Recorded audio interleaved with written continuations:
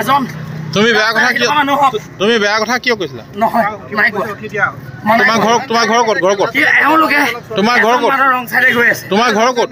দক্ষিণ দলিয়া গাঁও, দক্ষিণ দলিয়া গাঁও। তাৰপৰা কি হৈছে? এওঁলোকে মই আহি আছো, আহি থকা স্কুটি এখন এজন পাঞ্জাবী মানুহ ৰং চাইডে গৈ আছে।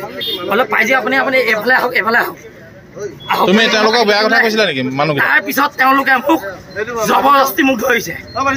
নহয় সেই মানুহখিনিক তুমি বেয়াকে কৈছিলা নেকি? একো নাই কোৱা। তেখেতক মাতক, পাঞ্জাবীজনক মাতক, একো কিছু মই কোৱা নাই।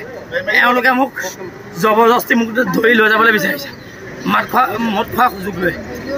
কথা সিমানে, বেলেগ নাই। নকৰিব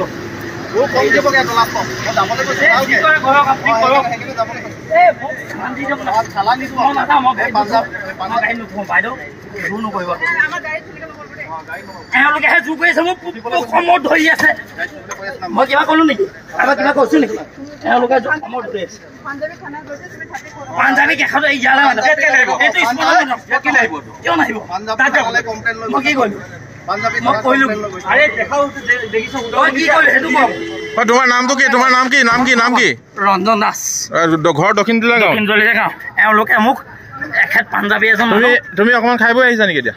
নহয়, মই গাড়ী বন্ধ হোৱাৰ পিছত মই অকণমান খাওঁ। মাথাত খাই আহিছো, অলপ খাইছা। ঠিক আছে। তেওঁলোকে কিন্তু মোক পাঞ্জাবী মানুহজন ৰং চাইডে গৈ আছে, গৈ থকা সময়ত আজি অলপ আগলৈ দিয়ক, মই ওলাই যাম। তাৰপিছত মোক জবৰদস্তি ধৰিছে, কিন্তু মই নাযাওঁ। কথা ইমান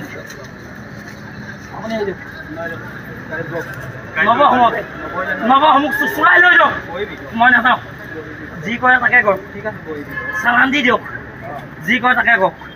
চালান দি দিবলৈ কওক। মই যদি ইমান ডাঙৰ অপৰাধ কৰিছোঁ, মোক চালান দিবলৈ কওক। মই একো ডাঙৰ অপৰাধ কৰা নাই। এজন মানুহক কৈছোঁ যে পাৰিছে আপুনি কাটি কুটি এইফালে ওলাই যাওক, ইমানে কথা। কিন্তু এওঁলোকে জবৰদস্তি হিমন্তৰ আদেশত চোৰক চোৰ কৰে বুলি কয়, পুলিচক ধৰে বুলি কয়। মদ খাই তহঁতে দাম